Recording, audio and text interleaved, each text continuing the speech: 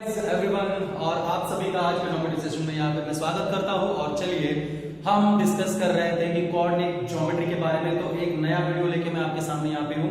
तो डिस्कस करते हैं कोऑर्डिनेट ज्योमेट्री के आगे, जबकि पिछले वीडियो में हमने देखा था introduction of coordinate geometry, definition of coordinate geometry, उसमें what is the definition of axis, what is Cartesian plane, उसमें कौन कौन से एक्सिस होते हैं, what is the definition of origin, what is the definition of quadrant, etcetera etcetera.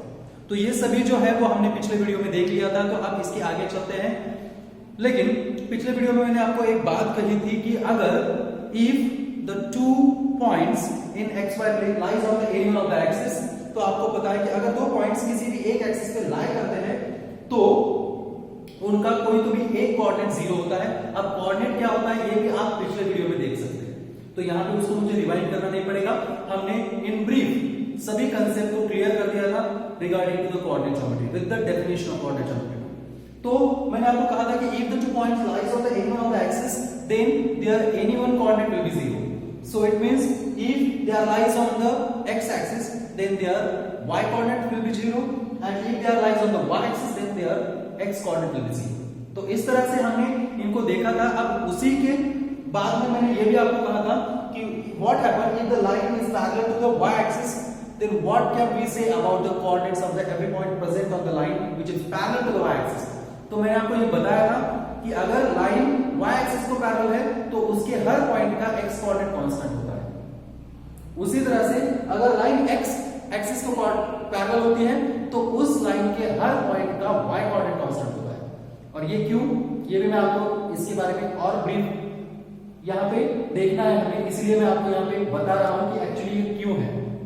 अब उसके बाद मैं आपको ये बताना चाहूंगा कि यहाँ पे जो मैंने बोर्ड पे 3 पॉइंट्स लिखे हैं उनको वन बाय वन हम देखने वाले हैं, क्योंकि मैंने पिछले वीडियो की एंडिंग की थी we have to study about the distance between two points in x Y plane. तो हमें कोई भी दो पॉइंट्स अगर एक्स वाई प्लेन में होते हैं तो उनका डिस्टेंस किस तरह से फाइंड किया जाता है इसके बारे में स्टडी करनी थी। और मैंने आपको वहां पे बताया था कि that if two points are in x Y plane then there are 3 cases regarding to the points in the X Y plane. और वो 3 केसेस कौन से हैं मैंने विद फिगर भी आपको समझाया था। मे be the two points lies on the any one of the axis, जैसे कि यहाँ पे ए और बी एक्स एक्सिस पे और P R Q Y axis पे, ये एक पहली पॉसिबिलिटी हो सकती है।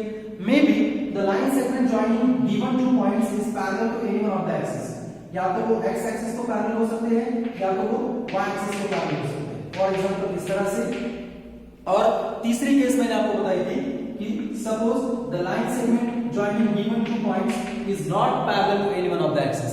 इसका मतलब यहाँ पे पहले केस में आप देख सकते हैं AB parallel to the x axis, PQ parallel to the x axis, ये एक ही केस है। That is AB and PQ may be lies on the any one of the axis, ये दूसरी केस है। और मे बी AB एंड और segment AB is not parallel to any one of the axis. तो इन तीनों situation में हम डिस्टेंस AB किस तरह से फाइंड कर सकते हैं ये हम आज की वीडियो में देखने वाले हैं। तो चलिए इसको स्टार्ट करते हैं। तो यही मैंने आपके सामने पहला केस रखा है, that is distance between two points in x Y plane हम देखने वाले हैं। उसमें 1, 2 और 3 केसेस है, जिसमें पहले केस है अगर to points on an axis. इसका मतलब गिवन टू पॉइंट्स किसी भी एक एक्सिस पे हो तब क्या होगा। सेकंड यहां पे लिखा है segment joining two points is parallel to any one of the axis. तो इन दोनों पॉइंट को जॉइन करने वाला सेगमेंट किसी भी एक एक्सिस को पैरेलल होता है तब किस तरह से डिस्टेंस फाइंड करते हैं। और तीसरा है that is segment joining two points it is not parallel to any one of the axis, और इसे ही हम डिस्टेंस फार्मूला भी कहते हैं, डिस्टेंस फार्मूला। तो ये डिस्टेंस फार्मूला आज हम इस वीडियो में प्रूव करने वाले हैं। तो चलिए पहले केस को हम यहाँ पे डिस्कस कर लें। तो इसलिए मैं ये पहले दूसरे जो दो केसेस हैं उनको इरेज कर दूंगा। So we are going to discuss about the first case. तो इस फर्स्ट केस को डिस्क्राइब करने के लिए मैं पहले आपको यहाँ पे बताना चाहूंगा कि for example we have two points in x Y plane. For example point A having the coordinate x1, 0 and B x2, 0. Why 0? Because we know that if the two points are lies or any point lie on the x axis then its y coordinate will be 0. तो यहाँ पे हमने y coordinate 0, 0 लिए हैं।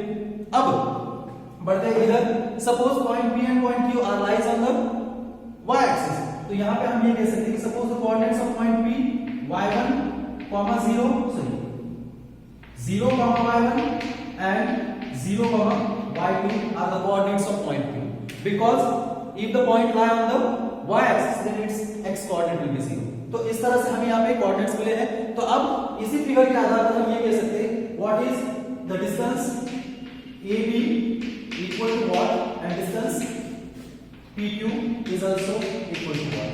तो distance AB क्या होगा और डिस्टेंस PQ क्या होगा, तो ये दोनों डिस्टेंस मैं आपको यहाँ पे एक्सप्लेन करके बताऊंगा कि फॉर एग्जांपल यहाँ पे हम ये देखते हैं इन फिगर पहले हम डिस्टेंस AB के बारे में डिस्कस करते हैं। इन figure that is point A x1, 0 and B x2, 0 are on x axis. ये दोनों पॉइंट x एक्सिस पे है such that that is x2 is greater than x1. कि फॉर एग्जांपल आपका जो कोऑर्डिनेट x2 है वो x1 से ग्रेटर है। अगर वो निगेटिव में होता तो भी x1 ग्रेटर होता x2 से। तो जो भी ग्रेटर है उसको याद रखें, x2 ग्रेटर देन x1 यहाँ पे हमने कंसीडर किया है। तो इस तरह से हम डिस्टेंस किस तरह से फाइंड कर सकते हैं, देयरफॉर हम लिख सकते हैं distance AB it is equal to x2 minus x1 when that is the x2 is greater than x1। ये ठीक उसी तरह से है जैसे कि 9th स्टैंडर्ड के पहले चैप्टर में आपने देखा था how to find the distance between any two points on a line. तो मैंने वहां पे भी आपको ये बताया था कि भाई किस तरह से हम दो पॉइंट का डिस्टेंस फाइंड कर सकते हैं कि आपको जो ग्रेटर कोऑर्डिनेट है उसमें से स्मॉलर कोऑर्डिनेट को सबट्रैक्ट करना है। और यहां पे भी वही बात याद रखनी है x2 minus x1 when x2 is greater than x1 और x1 minus x2 भी हो सकता है if x1 is greater than x2। अब इसी तरह से हम y के बारे में भी कह सकते हैं that is sorry y axis के बारे में। Now similarly that is what p point P having coordinate y1 sorry 0, y1 and q 0, y2 are on y axis। ये दोनों y axis पे है such that यहाँ पे भी हमने कंसीडर किया है y2 greater than y1, y2 is greater than y1, therefore we can say that distance that is PQ is also equal to y2 minus y1। इसका मतलब जाहिर है कि if the two points lies on the any one of the axis then the distance between them is the absolute value of the subtraction of their coordinates। और हम ये भी कह सकते हैं कि we have to subtract the smaller coordinate from the greater one, वो x coordinate हो या फिर y कोऑर्डिनेट हो, क्योंकि अगर पॉइंट x कोऑर्डिनेट पे है तो वहां पे आपको x कोऑर्डिनेट ही मिलेंगे और अगर y कोऑर्डिनेट पे है तो आपको y कोऑर्डिनेट ही मिलेंगे, क्योंकि x कोऑर्डिनेट पे y 0 होगा और y कोऑर्डिनेट पे x कोऑर्डिनेट 0 होगा। तो इस तरह से हम दो पॉइंट का डिस्टेंस फाइंड कर सकते हैं if they are lies on the any one of the axis. अब इसको आगे बढ़ाते हैं विद द सेकंड केस। तो यहां पे देखेंगे, तो चले अब देखते हैं सेकंड पॉसिबिलिटी। तो सेकंड पॉसिबिलिटी इसका मतलब सेकंड केस जो है for the two points in x Y plane, तो यहां पे है when the segment joining two points is parallel to any one of the axis. तो फॉर एग्जांपल हम यहां पे एक्स एक्सिस के लिए देखते हैं। Now segment AB is parallel to the x axis, तो यहां पे सेगमेंट AB हम parallel to the y axis भी ले सकते हैं। कोई भी एक अगर प्रूव करे तो दूसरा भी उसी तरह से हम प्रूव कर सकते हैं, इसलिए मैंने यहां पे AB parallel to the x axis लिया है। आप PQ parallel to the y axis लेके भी इसको प्रूव कर सकते हैं, पहले मैं आपको इसका प्रूफ बताऊंगा। तो किस तरह से हम फाइंड कर सकते हैं know distance AB with the coordinates of a points. तो आपको पता है मैंने कल एक कांसेप्ट कहा था that is if the segment और द लाइन जॉइनिंग पॉइंट्स और the line parallel to the x axis then their y coordinate will be constant. अगर सेगमेंट हो या फिर लाइन हो, अगर वो x एक्सिस को पैरेलल है तो उनका y कोऑर्डिनेट कांस्टेंट रहेगा, और अगर वो y एक्सिस को पैरेलल होगी तो उनका x कोऑर्डिनेट कांस्टेंट रहेगा। ये आप जानते हैं क्योंकि x coordinate sorry y coordinate इधर बिलोंग करता है। तो यहां से अगर हम देखें तो a का y कोऑर्डिनेट y1 है, लेकिन उसी लाइन पे b भी है तो b का भी y कोऑर्डिनेट y1 ही होगा। इसका मतलब इनके x कोऑर्डिनेट चेंज होंगे लेकिन y कोऑर्डिनेट सेम रहेगा। तो यहां पे हम देखते हैं, यहां लिखेंगे सॉल्यूशन और इसका proof how can we find. So हमें डिस्टेंस AB फाइंड करना है, तो यहां पे हम देखेंगे इन फिगर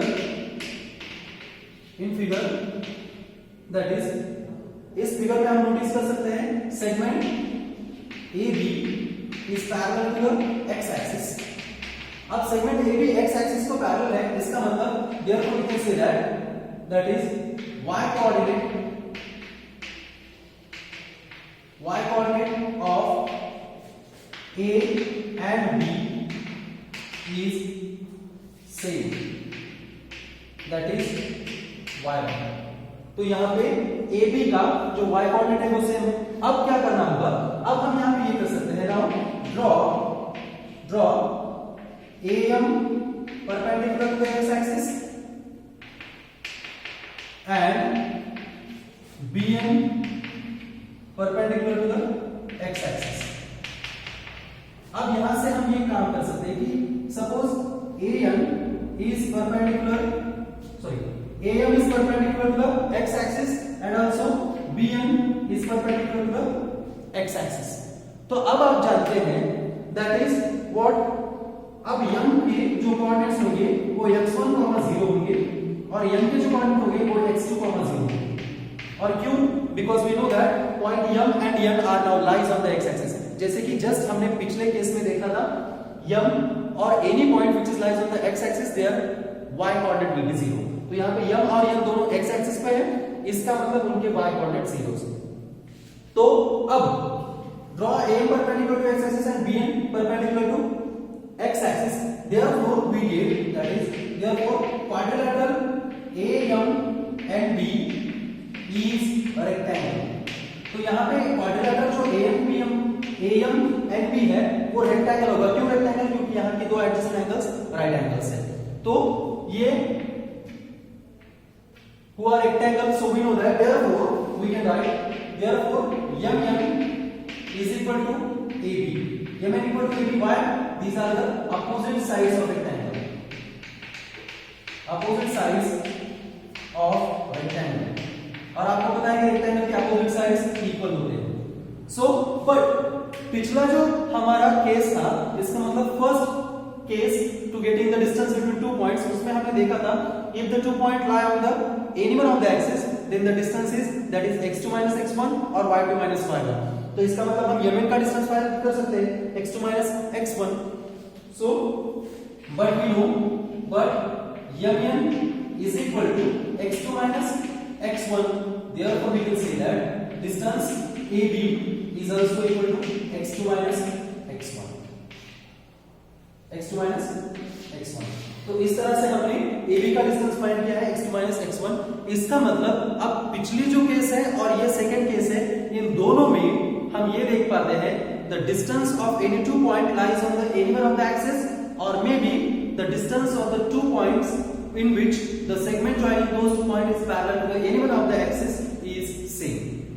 इसका मतलब कि अगर दो पॉइंट एक ही एक्सिस पे हो या फिर दो पॉइंट उनको ज्वाइन करने वाला सेगमेंट किसी एक एक्सिस को पैरेलल हो, तो डिस्टेंस हम सेम तरीके से फाइंड कर सकते हैं।